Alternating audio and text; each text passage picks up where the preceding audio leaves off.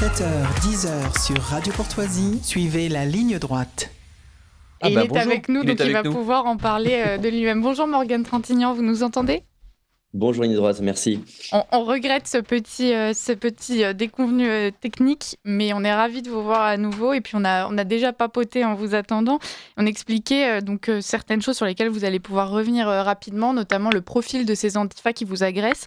Et puis vous, votre parcours personnel qui a aussi le mérite d'être intéressant.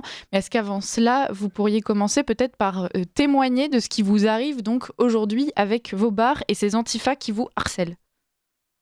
Alors depuis 2023, j'ai été pris pour cible, car Google a fait son travail, et des gens qui n'ont pas trop apprécié la réussite que j'ai pu avoir dans certaines villes ont décidé de s'attaquer à mon bar, à moi à travers mes bars, en méprisant complètement les gens qui pouvaient y travailler dedans, qui ne sont pas forcément de ma façon de penser.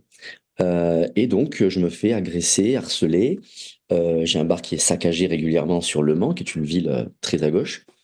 Et si vous voulez, ça ne dérange pas les pouvoirs publics. On a beau porter plainte, on a beau avoir des noms, on a beau avoir des photos, des images précises des personnes qui ont fait les saccages.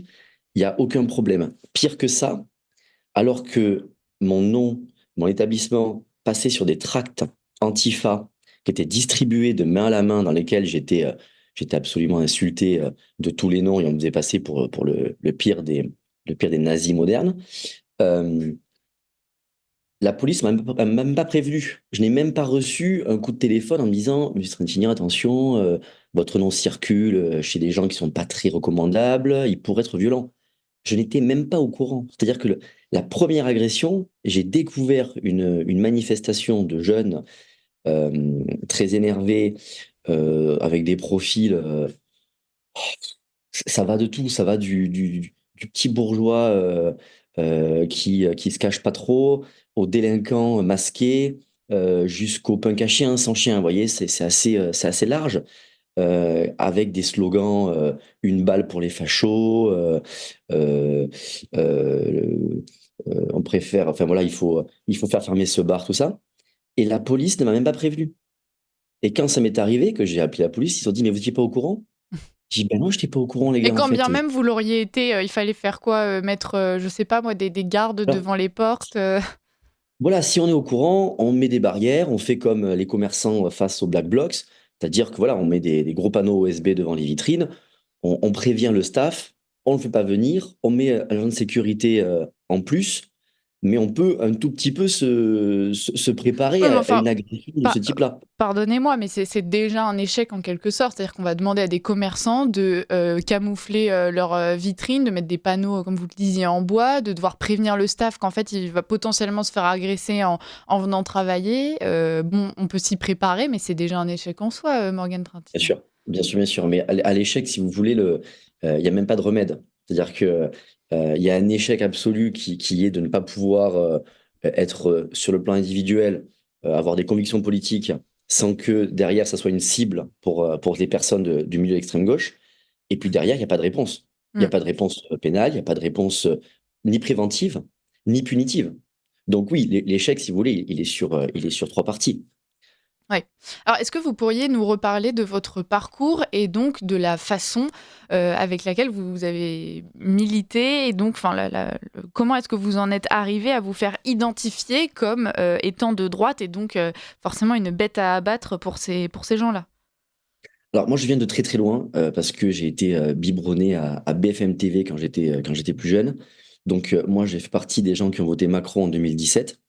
Et quand on fait quelque chose comme ça, on a une dette envers la société. C'est-à-dire que lorsque on a dit à ses camarades, non mais vous allez voir ce mec il a l'air super, il est moderne, il va trouver des solutions. Quand on se plante à ce niveau-là, Mm. quand on fait cette bêtise, on a une dette. Sinon, ça va être compliqué de voir son pays s'effondrer sans se dire qu'on n'est pas un petit peu responsable. Alors, ça s'est vraiment révélé avec les Gilets jaunes. C'est là que je me suis dit, mon Dieu, en fait, à quoi j'ai participé, quoi. Donc là, j'ai créé un petit mouvement de militantisme, surtout après avec le Covid, puisqu'on avait que ça à faire, hein. En tant que commerçant, on nous avait mis au repos forcé, qui s'appelait les chemises blanches, et on essayait de faire des actions d'agite propre un peu pour réveiller les consciences. Et donc, avec ça est venue toute la culture politique qu'il fallait avoir pour comprendre dans quelle mouise nous étions. Et c'est comme ça que je me suis retrouvé à être assez content que, on va dire, le milieu militant soulève un petit peu un homme comme Éric Zemmour à l'époque, qui incarnait une parole qui était de plus en plus difficile à avoir. Et donc, je me suis retrouvé à être peut-être la première personne à coller une affiche d'Éric Zemmour. À l'époque, c'était sur le Cros Mirabeau, Aix-en-Provence. Et voilà, c'était ma petite, ma petite contribution, on va dire, pour essayer d'endiguer l'erreur que j'avais pu faire en 2017. Donc voilà, c'est à peu près tout, parce que sinon, j'ai jamais eu de responsabilité politique, j'ai jamais vraiment cherché à en avoir. Euh, donc voilà, je reste quand même un commerçant, hein, je reste quand même un entrepreneur qui essaye en France de faire son métier.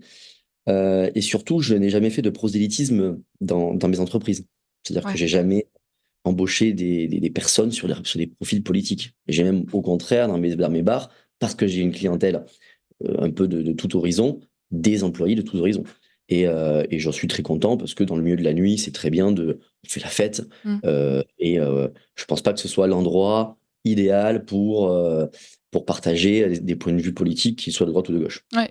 Et donc les antifas ont choisi de commencer à vous harceler, à vous intimider, donc c'est quand même, enfin, ils ne considèrent même pas d'ailleurs les clients et on en parlait tout à l'heure, vos employés qui peuvent être choqués par ce genre d'attaque et qui eux n'ont rien à voir avec l'affaire. C'est-à-dire que vraiment tous les moyens sont bons et puis tout justifie, tous les actes finissent par être justifiés tant que c'est pour lutter contre le patron facho. Voilà, c'est ça, c'est le patron facho qui réussit. Alors, ils sont quand même très organisés. C'est-à-dire il faut quand même rendre à César ce qui est à César. Euh, d'une volonté politique, ça part d'une idée générale, d'un manichéisme entre le gentil et le Mm. méchant. C'est très facile, c'est un mélange de soviétisme et d'américanisme, c'est parfait. Après, vous avez des gens comme la Jeune Garde, qui sont quand même un organe qui va bien organiser tout ce qui va être le militantisme de terrain. Vous avez des, des groupes qui sont là pour faire un petit peu les basses œuvres. Ce sont les mouvements antifa et anarchistes qui sont très violents, qui sont extrêmement violents, mais toujours très organisés. Et puis, vous avez aussi des pseudo-médias qui vont graviter autour. Des gens qui ne se soucient pas de savoir l'exactitude de la chose, du pourquoi ou du comment, comme Street Press, qui m'a fait un article où on mélange allègrement mon nom avec le terme de néo-nazi. À aucun moment, l'article est très vide, hein. À part que j'ai posté la fiche de Zemmour, il n'y a rien, quoi. Mm. Mais voilà, en insinuant que j'ai peut-être parlé à quelqu'un qui a parlé à un autre, qui a vu l'ours, qui avait peut-être un jour lu 3 pages de Mein Kampf, hop là, ça y est, je suis le néo-nazi. Ça s'appelle du journalisme. Et ces gens-là font des vidéos, n'hésitent pas à passer du temps, à mettre de l'argent pour essayer de dénigrer quelqu'un. Donc moi, pour me dénigrer, ils ont dit que j'avais beaucoup d'argent, que j'avais très bien réussi, que j'avais plein d'entreprises et que ce serait bien que on n'aille plus boire des verres dans mes bars parce que j'étais un sale type. Et ça, c'est assez incroyable parce que c'est bien organisé. Derrière, vous avez des facultés, comme par exemple à La Rochelle, qui vont dire à leurs étudiants, bureau des étudiants, n'allez pas dans ce bar Ah oui. parce qu'on a vu un article. Ouais, Et donc, effectivement. quelque part, vous êtes un petit peu cerné. Alors, mes établissements ont la chance d'être bien tenus, j'ai des collaborateurs qui sont de très grande qualité, qui sont des gens intelligents, qui sont des gens qui savent faire leur métier. Et donc, mes établissements fonctionnent assez bien, même parfois très très bien. Donc, les retombées, si vous voulez, on a du mal à les mesurer entre la baisse d'activité générale et ce qui pourrait être dû par l'action directe de la mouvance, de la nébuleuse antifasciste. C'est quand même assez, voilà, ça se discute. Et j'ai même des gens qui viennent parce qu'ils ont vu que j'étais la cible de ces gens-là et qui savent de quel bois ils se chauffent. Mais n'empêche qu'ils sont très bien organisés. Ouais. C'est-à-dire que du côté de la droite, on est beaucoup moins organisé qu'eux. Ouais, Effectivement. Alors, on aimer s'organiser autant qu'eux, mais peut-être pas de la même façon. En revanche, Morgane Trintignant, il nous reste 30 secondes. On a des gens donc en direct qui s'interrogent donc sur les espaces de discussion de YouTube et de X. Chers auditeurs, je rappelle que vous pouvez réagir en direct avec le hashtag ligne droite. On en a qui s'interrogent et qui demandent comment est-ce qu'ils pourraient vous aider justement pour faire face à ces attaques d'Antifa. Morgane Trintignant, est-ce qu'il y a une façon de vous soutenir? Enfin, comment se soutenir? Je sais pas. Je pense que pour défendre notre modèle en général, il faut continuer à être fier de ce qu'on est. Il faut continuer à se moquer de ce qui est moquable. Parce que notre esprit rabelaisien français peut très facilement venir à bout des inepties que l'on peut voir depuis des années, comme le wokisme. Mm. Je pense qu'il faut boire du vin, il faut avoir du savoir-vivre, je pense qu'il faut bien s'habiller, je pense qu'il faut être digne de ce qu'on est. Et je pense que c'est la meilleure manière aujourd'hui de voter tous les matins, tous les midis, tous les soirs, en prenant un café dans un bistrot. Alors moi, je ne fais pas de café, moi, je fais que du rhum. Mais bon, je pense que c'est par notre façon de consommer et d'être que l'on pourra gagner. Oui, Mm. euh, voilà, c'est tout. C'est tout. On finit sur ces mots, mais qui sont très inspirants. Merci beaucoup, Morgane Trintignant. Et puis, vous avez aussi travaillé sur une chanson, donc on pourra partager le lien au moment de la rediffusion de cette émission. Et merci à vous, et puis bon courage pour la suite, surtout, Morgane Trintignant. Avec plaisir, merci beaucoup.